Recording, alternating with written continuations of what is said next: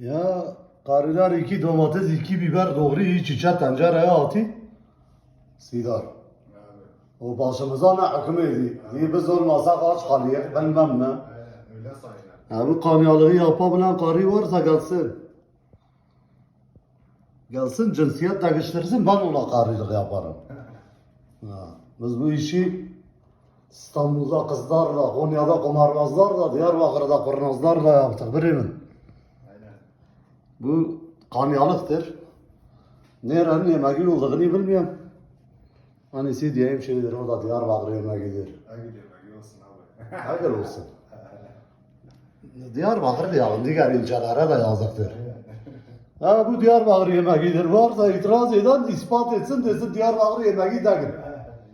Ama bence de Diyarbakır yemeğidir yani ha. Konya'da Diyarbakır'dır, ben de Diyarbakır. Bence yani ben öyle zannediyorum. Çünkü dizme düzme Diyarbakır yemeğidir. Zaten Ya, düzme yemeğini Musafa diye Batı'da gelsin bir Diyarbakır çocuğu orada bir mekan açmış bir lokanta. Bakmış alır millet geldi diye bu düzme nedir hani bizi mi düzlüyorsunuz? Hayırdır? Bu da demiş hani siz sosyete müşteri çekeyim ismini de yabancıya benzeteyim. Demiş adı Musaka'dır. 10 numara.